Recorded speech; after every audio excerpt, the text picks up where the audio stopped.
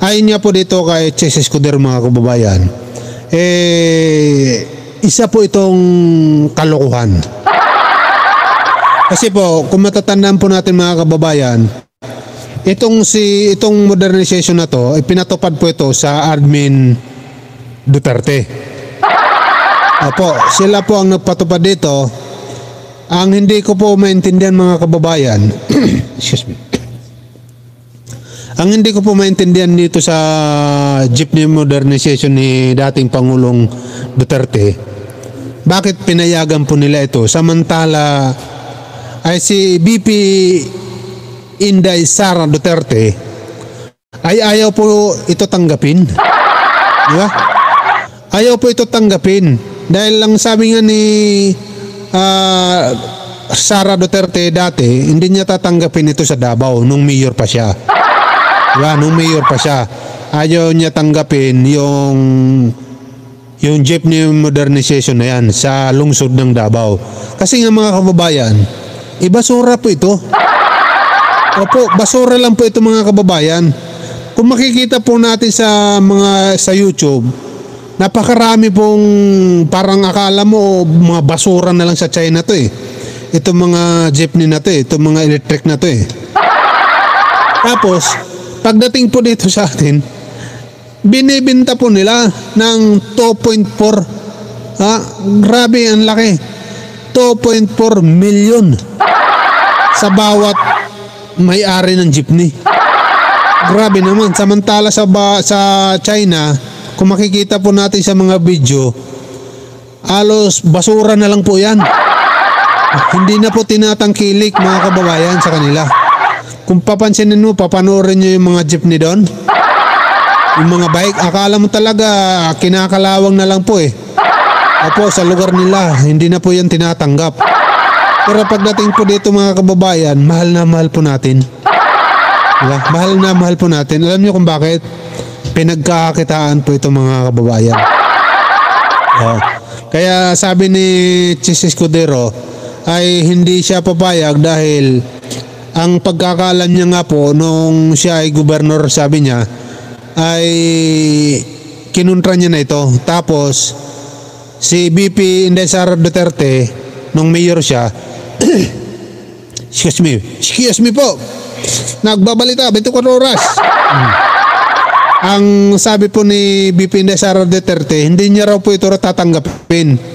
Nagtataka tayo dito mga kababayan, ba't pinipilit po ito?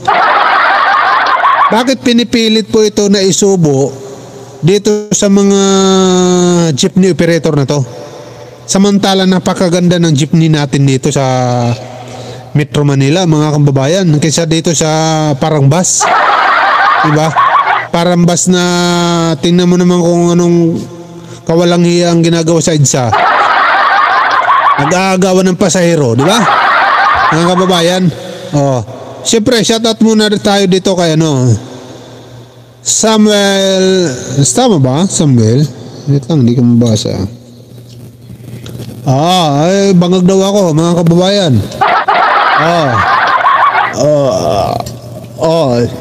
Samuel.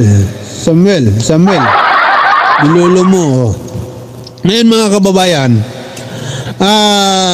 malinaw po mga kababayan na palpak naman po ang Duterte dati. Diba?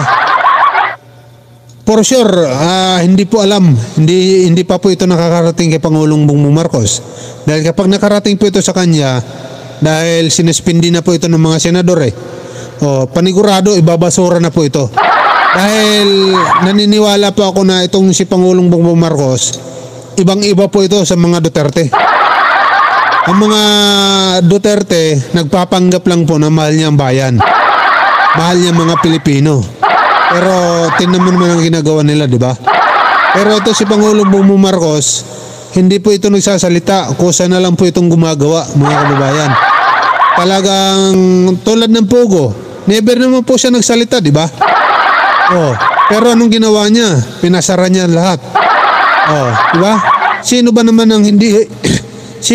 ang hindi hahanga sa ganyang presidente? Di ba? Kaya naniniwala po ako na itong modernization na to ay mababasura na po ito. Mas pipiliin po ni Pangulong Bongbong Marcos na piliin yung makaluma natin jeepney dito sa Metro Manila, dito sa Pilipinas. Kaysa dito sa mga basura lang sa China, basura sa Russia, dinala dito para pagkakitaan yung mga Pilipino. Ganun lang yun eh. Diba? Ganun lang po yung simple mga kababayan. Okay? Tignan mo, paano rin natin itong pahayag ni Senador Rapi Tulfo, yung kanyang pagdinig. Tapos i-play rin natin yung sinasabi dito ni Chis Escudero mga kababayan. Pakinggan natin ha. Ito si Senador Rapi Tulfo mga kababayan. Okay. Ito, tingnan natin. Pasok.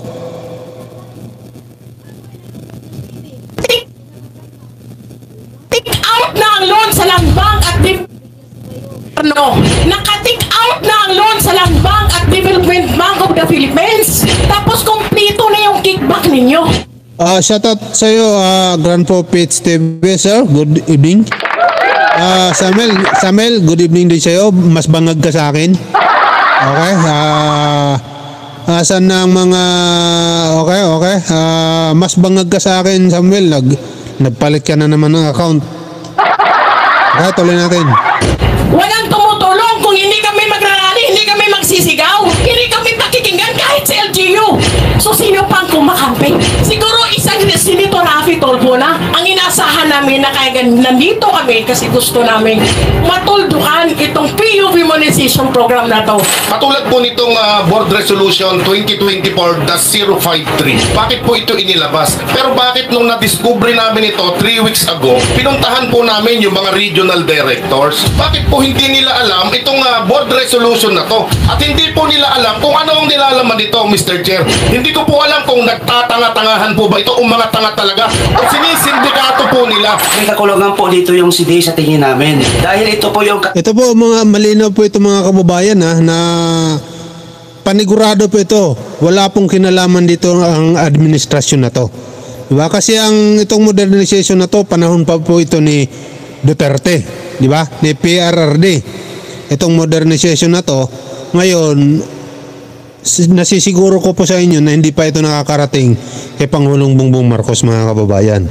Patunayan na mayroon na po na sinuspended na mga opisyal. Pero hanggang ngayon po ay nakaupo pa rin bilang opisyal. Shout out sa iyo Kamote, ha? Welcome sa channel natin uli ha.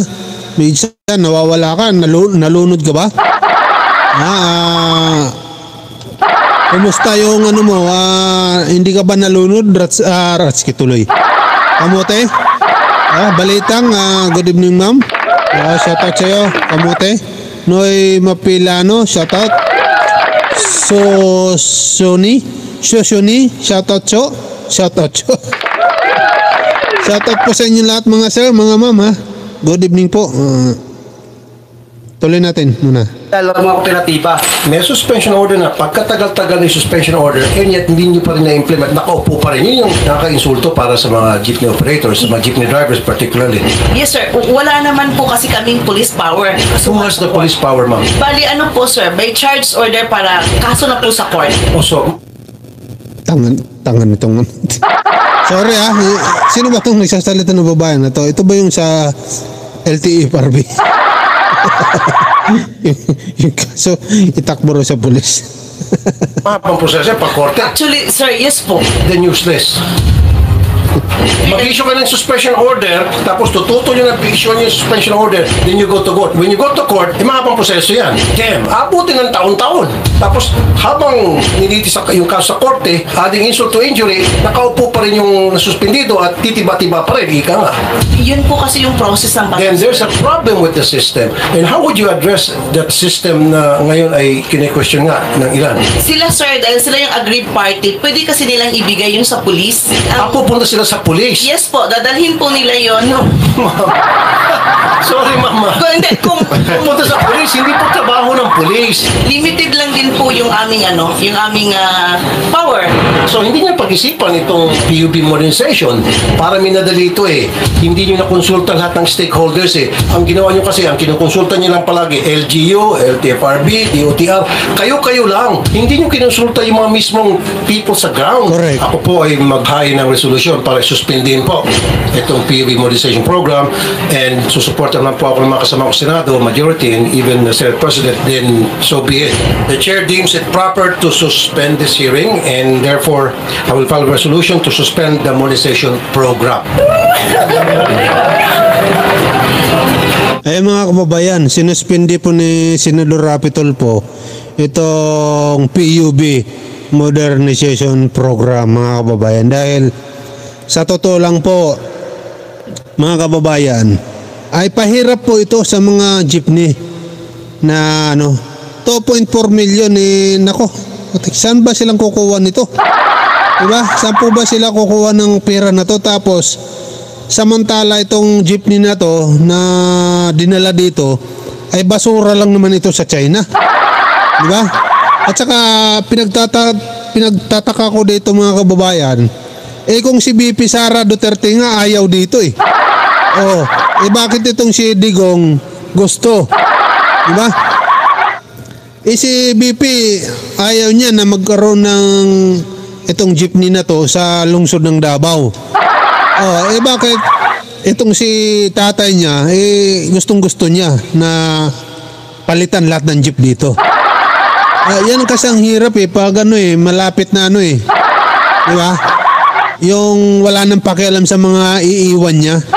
Diba? Yan ang hirap sa mga politikong ganyan ang pag-uugali, mga kababayan. Hindi po iniisip yung mga susunod na henerasyon. Diba? Kaya mga kababayan, mag-isip-isip na po tayo. Ngayon ko lang po naintindihan na itong si Pangulong Duterte dati ay wala po itong pakialam sa mga susunod na henerasyon. Ang gusto niya lang po yung ngayon, habang nakikita niya. Yung ngayon po. Diba? Yung ngayon lang po ang kanyang iniisip. Wala na po siyang pakialam kung mawala na siya dito sa mundo. Diba? Wala na po siyang pakialam. Total, hindi naman niya makikita kung anong mangyayari. Diba? Hindi niya iniisip yung mga apo niya, yung mga anak niya. Diba? Hindi niya po iniisip yan, mga kababayan. Samantala itong si Pangulong Bongbong Marcos, iba-ibang iniisip niya. Talagang iniisip niya yung mga kinabukasan ng tao. Dahil ito si Pangulong Bongbong Marcos, ilan bang anak nito? Diba? Tatlong lalaki, mga bata pa. Diba? Iniisip niya yun. Siyempre yung mga magiging apo niya. Lahat po, dapat ganun po ang iniisip natin. Hindi yung ngayon lang. Diba? Nagagalit ako dito kay Digong.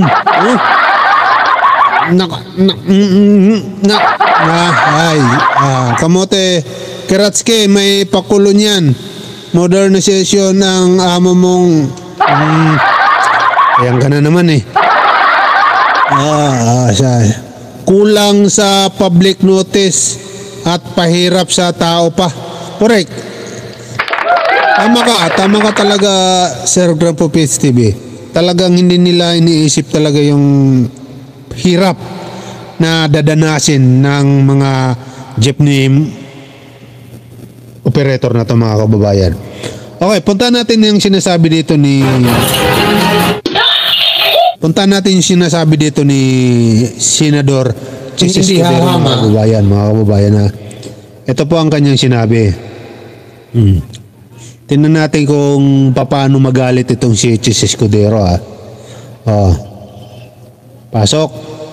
Pinag-isipan, hindi ito pinaghandaan at hindi tinanong man lang o pinakinggan yung sektor mismo ng PUB bago ito pinatupad sa nakaraang administrasyon. Okay. Sa madaling salita, binraso lamang naman po ito Nung ako'y gobernador... Yun.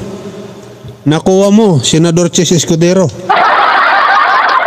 Ibalitabay ka talaga, Kratski. Ano na naman ba, kamote? Nakuha mo, Senador Chis Escudero. Nakuha mo yung punto. Talagang brenaso walang pakialam sa mga tatamaan. Ang gusto nila ay kumita ng salapi, di ba? Yun lang ang gusto nila, mga kababayan. Wala silang pakialam kung saan kukuha yung tao, kung paano mababayaran yung ganyang kalaking halaga na 2.4 million. Tapos, ang masakit pa dito, mga kababayan, ayon dito kay Senador Chis Escudero, Senate President, ay malayo na po ang 6 na buwan, nasisira po pala ito. Opo, ang bilis po pala nito masira. Biruin mo, ha, mabilis siya masira. Tapos ang halaga 2.4 million. Isos Mario Joseph Santa Barbara Bendita. Ano nangyari? Talaga naman itong mga nasa gobyerno dati ni Digong, di mo talaga maintindihan talaga kung saan sila kumukuha ng tigas na mukha, diba? Mabuti na lang may mga senador tayo ngayon matitino, ha? Hindi katulad ng nakaraan na matitino rin naman, diba? Ay nako, tuloy natin. Sino ba yung mga nagko-comment dyan?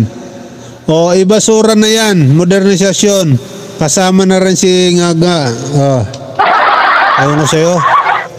Salamat Grandpa Pis TV, ha. Okay, tuloy.